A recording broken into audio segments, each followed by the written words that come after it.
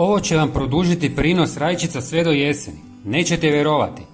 U ovom kratkom videu ću vam pokazati vrlo jednostavno, ali ekstra učinkovito, prirodno i jeftino gnojivo za prihranu rajčica krajem ljeta.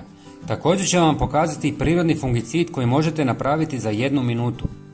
Krajem kolovoza i početkom rujna rajčice ulaze u završnu fazu svoga razvoja, a upravo tada vrtlari moraju posvetiti posebnu pažnju njezi i zaštiti. Dani postaju kraći, noći svježije, a povećana vlaga u zraku može stvoriti idealne uvjete za razvoj bolesti. Najveći neprijatelj rajčica u tom periodu je plamenjača, koja se pojavljuje kao tamne pjege na lišću i plodovima, a ako se ne reagira na vrijeme, može unoštiti cijeli ured. Osim plamenjače, česta je pepelnica, koja prekriva listove bijelim prahom, sprječavajući ih da pravilno obavljaju fotosintezu. Važno je redovito uklanjati donje listove koji dodiruju tlo, jer se na njima najlakše zadržava vlaga i šire bolesti.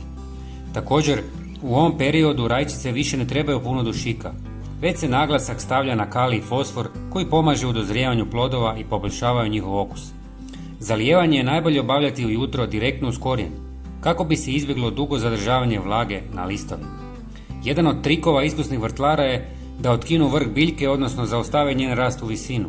Na taj način rajčica svoju energiju usmjerava na dozrijevanje postojećih plodova, umjesto na stvaranje novih cvjetova koji ionako neće stići sazreti prije prvih hladnih noći.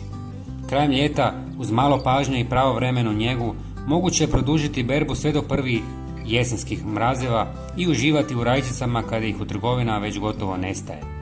Za početak, uzimamo 1 žlicu zobenih pahuljica i sameljemo ih u prah kako bi se savršeno sjedinile s vodom i oslobodile svoje blago.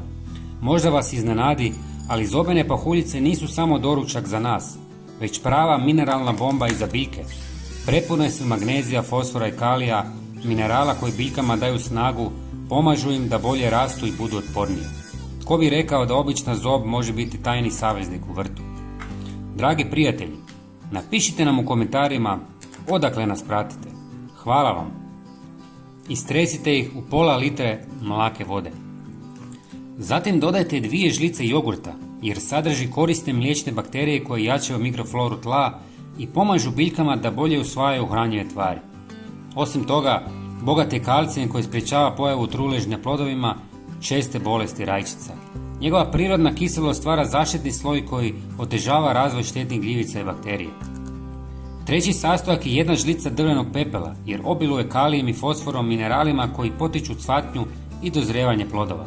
Osim toga, pepeo smanjuje kiselost tla, pa rajčice rastu u povoljnijem okruženju. Njegov prirodni sastav također djeluje kao blaga zaštita protiv puževa i nekih štetnika. Sve ostavite par sati u vodi i zatim razredite s još pola litra vode. Sada ste dobili oko litru prihrane. Zalijevajte svakih 10 dana oko 300 ml po biljci. Sada ću vam pokazati jednostavan prirodni fungicid i insekticid. U 400 ml vode dodajte 100 ml mlijeka. Mlijeko je poznato prirodno sredstvo protiv gljivičnih bolesti jer proteini u njemu stvaraju tanki zaštitni sloj na lišću koji otežava razvoj patogena. Osim toga, enzimi i mikroorganizmi iz mlijeka dodatno suzbijaju širenje plijesni. Zatim dodajte 1 žlicu sode bikarbone jer mijenja pH na površini lista, stvarajući alkalno okruženje u kojem se gljivice teško razvijaju. Također pomaže u smanjenju širenja pepelnice i drugih čestih gljivičnih oboljenja. I na kraju, dodajte pola žlice češnjaka u prahu, koji sadrži sumporne spojeve koji imaju snažna antifugalna i antibakterijska svojstva. Njegov miris i aktivne tvari odbijaju i štetnike, pa biljka dobiva dvostruku zaštitu. Ostavite 2 sata da odstoji i zatim procijedite i razredite sa još pola litre vode. Prskajte rajčice jednom tjedno ili po potrebi. Pogledajte i naš sljedeći video na vašem ekranu. Hvala vam i pozdrav!